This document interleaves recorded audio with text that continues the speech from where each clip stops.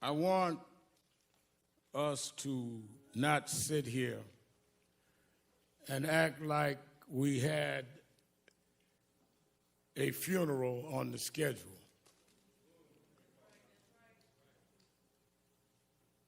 George Floyd should not be among the deceased. He did not die of common health conditions. He died of a common American criminal justice malfunction. He died because of there has not been the corrective behavior that has taught this country that if you commit a crime, it does not matter whether you wear blue jeans or a blue uniform, you must pay for the crime you commit.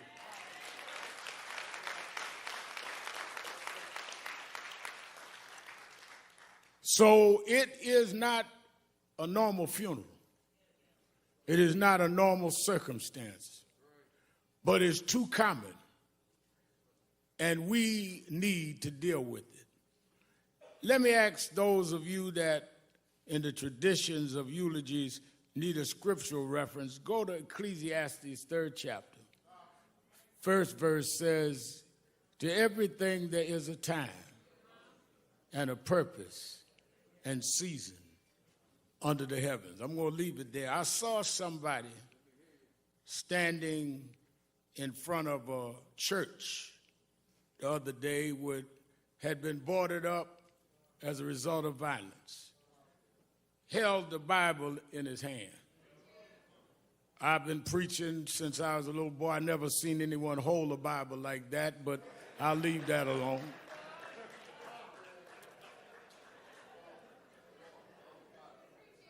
But since he held the Bible, if he's watching us today, I would like him to open that Bible.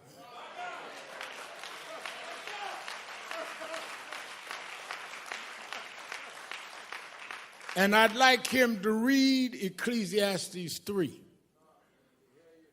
To every season, there's a time and a purpose. And I think that it is our job to let the world know when we see what is going on in the streets of this country and in Europe, around the world, that you need to know what time it is. First of all, we cannot use Bibles as a prop.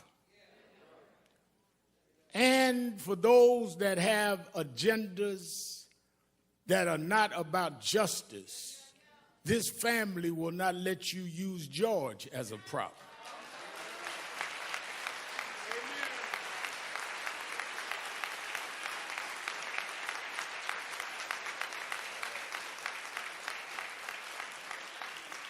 If you want to get your stuff off, don't use him. Let us stand for what is right.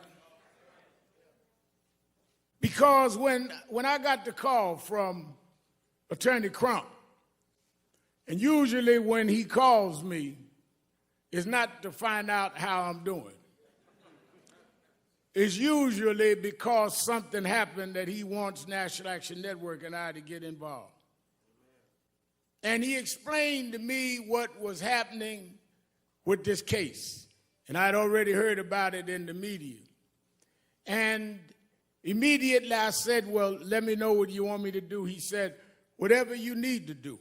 One of the things, Martin, that I've always had to deal with is critics would say, all Al Sharpton wants is publicity. Well, that's exactly what I want. Because nobody calls me to keep a secret.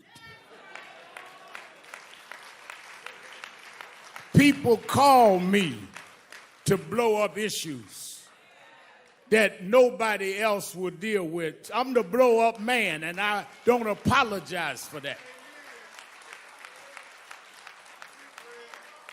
Because you get away too much with hiding things. Honey has talked about y'all putting clothes in the oven to have your clothes dried. Well, I didn't grow up in the third world, but I grew up in third ward. I grew up in Brownsville, and we had roaches. Now, I know Kevin Hart and some of the rich Hollywood folk here don't know what roaches are, but we had roaches, ludicrous. And one thing I found out about roaches is that if you keep the light off, if you're in the dark, a roach will pull up to your dinner table and have a 5-course meal. So I learned that one of the ways to deal with roaches is if you cut the light on, I could run them roaches and track them down. And I've spent all my life chasing roaches all over this country.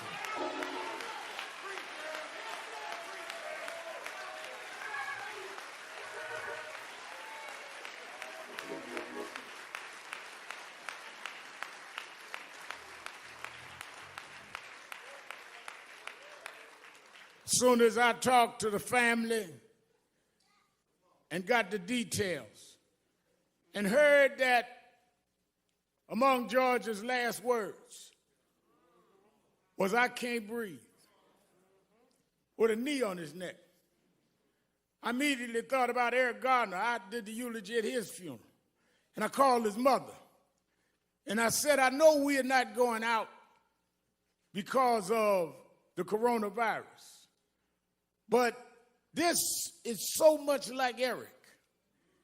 If we could arrange some private way to go to Minneapolis, would you go?" And she said, "Reverend Al, I'm already packing. Let me know." Tyler Perry said, "I'll give the families, the plane, whatever y'all need, because this is wrong." Robert Smith said, "Don't worry about the funeral costs." People across economic and racial lines started calling and getting in. And we flew out here, her and I, last Thursday. And when I stood at that spot, the reason it got to me is George Floyd's story has been the story of black folks. Because ever since 401 years ago, the reason we could never be who we wanted and dreamed to be in is you kept your knee on our neck.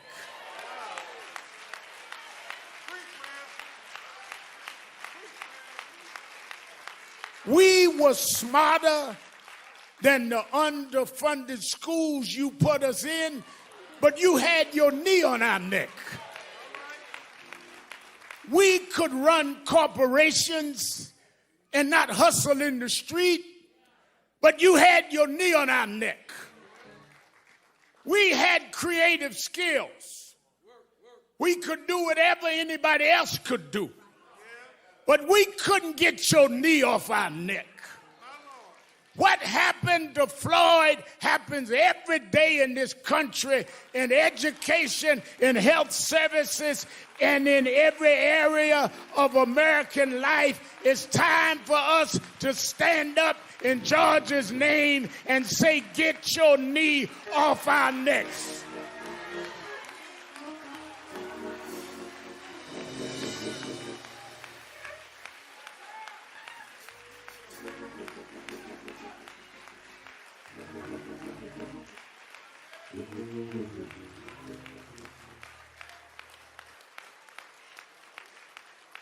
That's the problem, no matter who you are. We thought maybe we had a complex, T.I., maybe it was just us. But even blacks that were broke through, you kept your knee on that neck. Michael Jordan won all of these championships, and you kept digging for mess because you got to put a knee on our neck. White housewives would run home to see a black woman on TV named Oprah Winfrey, and you mess with her because you just can't take your knee off our neck. Man comes out of a single-parent home educates himself and rises up and becomes the president of the United States, and you ask him for his birth certificate, because you can't take your knee off our neck. The reason why we're marching all over the world is we were like George. We couldn't breathe, not because there was something wrong with our lungs, but you wouldn't take your knee off our neck. We don't want no favors. Just get up off of us, and we can be and do whatever we can be.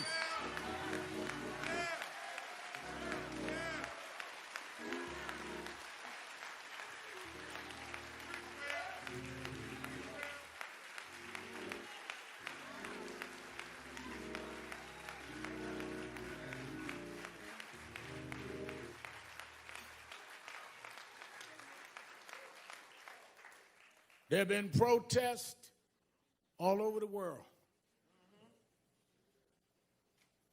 Some have looted and done other things.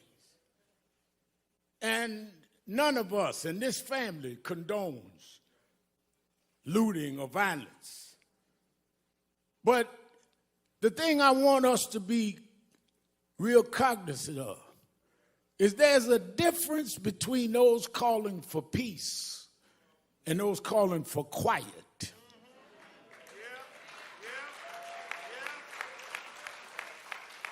Some of y'all don't want peace. You just want quiet. You just want us to shut up and suffer in silence. The overwhelming majority of the people marching wasn't breaking windows. They were trying to break barriers. They wasn't trying to steal nothing. They were trying to get back the justice you stole from us. Those that broke the law should pay for whatever law they broke, but so should the 4 policemen that caused this funeral today. We don't have a problem denouncing violence, Mr. Governor. We don't have a problem, Mr. Mayor, denouncing looting.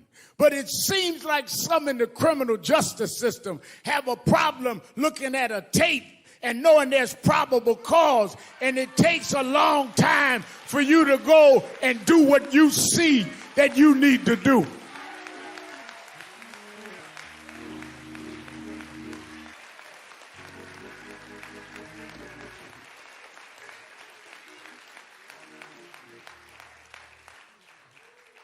But I'm one that has been Crump said. National Action Network and I have been involved in a lot of these fights we started around criminal justice. I did speeches and eulogies at most of the funerals that we've had in this space in the last couple of decades, and led the marches and did what we had to do. I look at Martin III, we went to jail together fighting these fights, like his daddy went to jail before. But I'm more hopeful today than ever. Why? Well, let me go back. Reverend Jackson always taught me, stay on your text. Go back to my text, Ecclesiastes. There is a time and a season.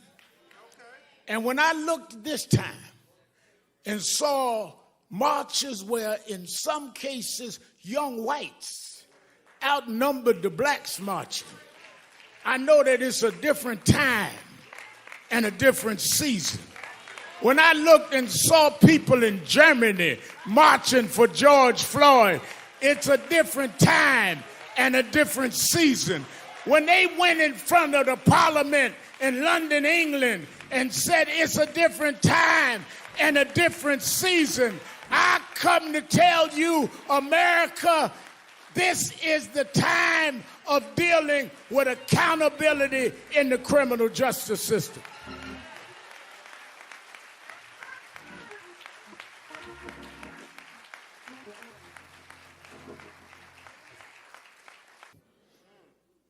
But when I was here last Thursday, and Miss Carr and I was headed back to the airport, I stopped near the police station.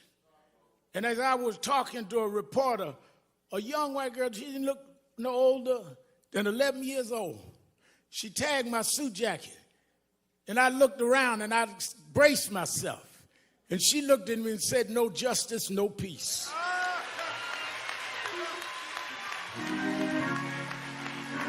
It's a different time.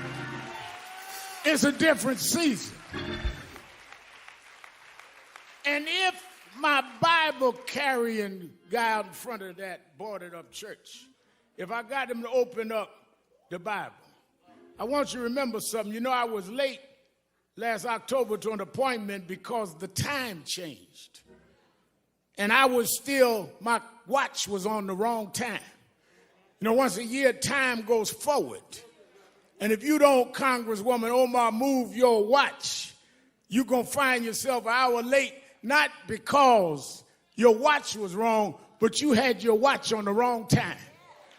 Well, I come to tell you that are sitting in Washington, talking about militarizing the country, thinking that you can sell wolf tickets to people who's had enough of abuse. I come to tell you, you can get on the TV, but you on the wrong time. Time is out for not holding you accountable. Time is out for you making excuses. Time is out for you trying to stall. Time is out for empty words and empty promises. Time is out for you filibustering and trying to stall the arm of justice. This is the time. We won't stop. We're going to keep going until we change the whole system of justice.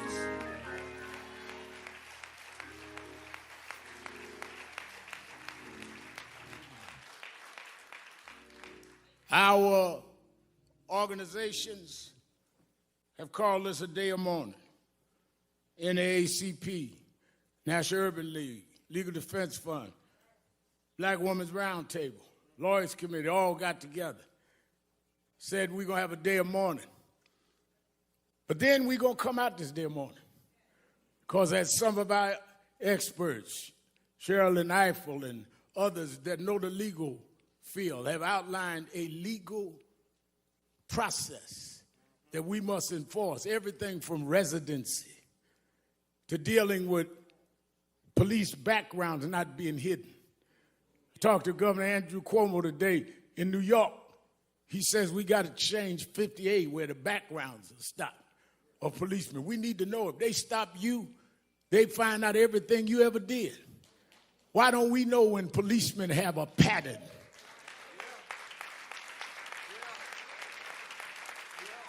We got to go back to consent decrees. Under the Obama administration, they had put certain cities with patterns and practice under consent decrees. Reverend Jamal Bryan, to know, we was pastoring there in Baltimore, that they put it under consent decree. One of the first things that happened in the next administration was they stopped the consent decrees. We have specific policies that need to happen. Therefore, I'm glad Martin III is here today, because on August 28th, the 57th anniversary of the March on Washington, we're going back to Washington, Martin. That's where your father stood in the shadows of the Lincoln Memorial and said, "I have a dream." Well, we're going back this August 28th to restore and recommit that dream, to stand up, because just like at one era we had to fight slavery, another era we had to fight Jim Crow, another era we dealt with voting rights, this is the era to deal with policing and criminal justice. We need to go back to Washington and stand up, black, white, Latino, Arab, in the shadows of Lincoln, and tell them this is the time to stop this.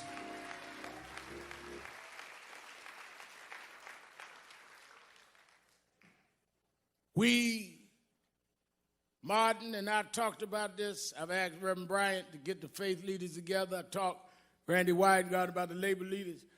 Oh no, we're going to organize in the next couple of months in every region, not only for a march, but for a new process. And it's going to be led by the Floyd family. And it's going to be led by the Garner family. And it's going to be led by those families that have suffered this and knows the pain and knows what it is to be neglected. And it's going to be getting us ready to vote not just for who's going to be in the White House, but the State House and the city councils that allow these policing measures to go unquestioned. We are going to change the time. Let me say this to the family who has shown such great grace and real level and balanced thinking. And that's why I want them to help lead this. And I think one of the greatest thinkers of our time, Dr. Michael Eric Dyson, I've asked come and speak. We need to break down, because y'all don't know what time it is. Y'all are operating like it's yesterday. And the reason y'all late catching up to what these protests means is because you didn't turn your clock forward. Talking about make America great. Great for who and great when? We're going to make America great for everybody for the first time.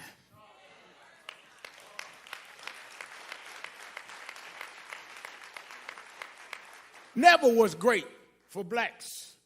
Never was great for Latinos. Wasn't never great for others. Wasn't great for women. Young women had to march to get the right to vote. But lastly is the religious side. I was reading and kept thinking about how I was a little embarrassed. Because when I heard that George, at this point of suffering this brutal attack, called for his mama, I said to Attorney Crump, I said, well, I appreciate talking to his brothers and them on the phone, but I want to talk to his mother. He said his mother passed. I said his mother passed. But he was calling for his mother. And I thought about it because I was raised by a single mother. And sometimes the only thing between us and our conditions was our mothers. Sometimes the only thing that we had that would take danger away was our mothers. The only ones that would make sure the food was on the table was our mother. I know why George was calling for mama. But then as I had got that all placed in my mind, and I realized why I was always calling her. My mother died 8 years ago, but I still try to talk to her. Sometimes just dial the cell phone to hear the voicemail of her phone that I never cut off. I still want to reach out to mama. But talking to Quincy last night, one of his 5 children, Quincy said, you know, I was thinking maybe he was calling his mother. Because at the point that he was dying, his mother was stretching her hands out, saying, come on, George, I'll welcome you where the wicked will cease from troubling, where the weary will be at rest. There's a place where police don't put knees on you, George. There's a place that prosecutors don't drag their feet. Maybe mama said, come on, George.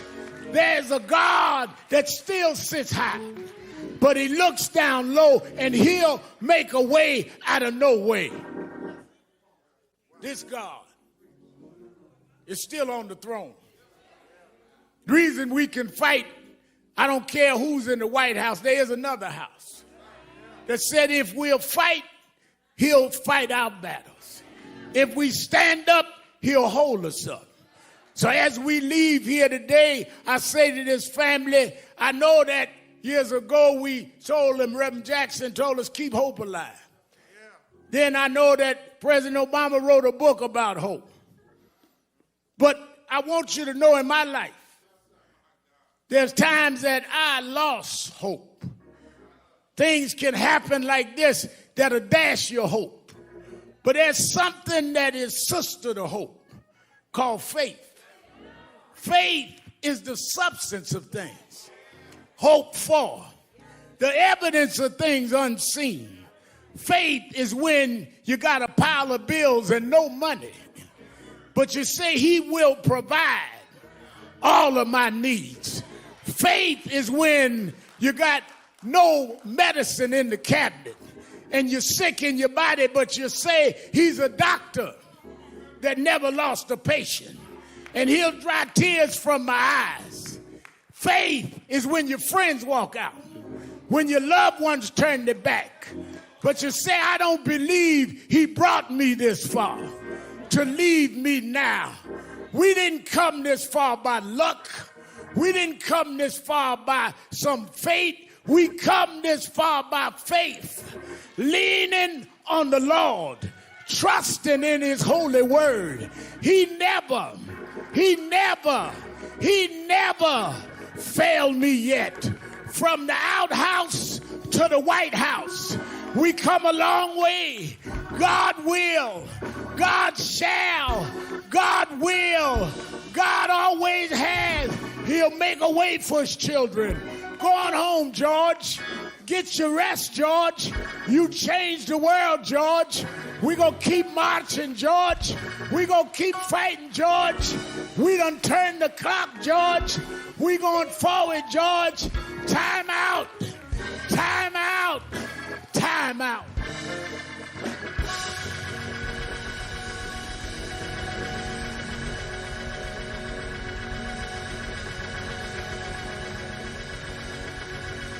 Hezekiah Walker. We asked gospel great Hezekiah Walker sing a song for the family.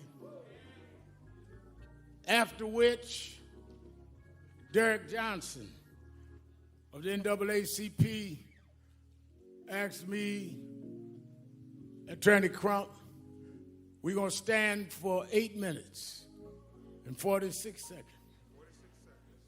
Though that was the time that George was on the ground.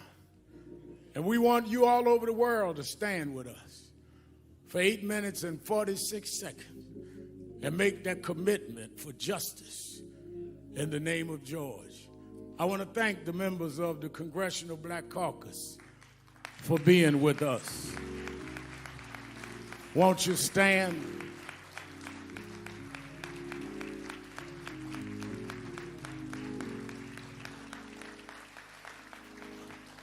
I want to thank the son and heir and co-convener, Dr. Martin Luther King III, for being with us.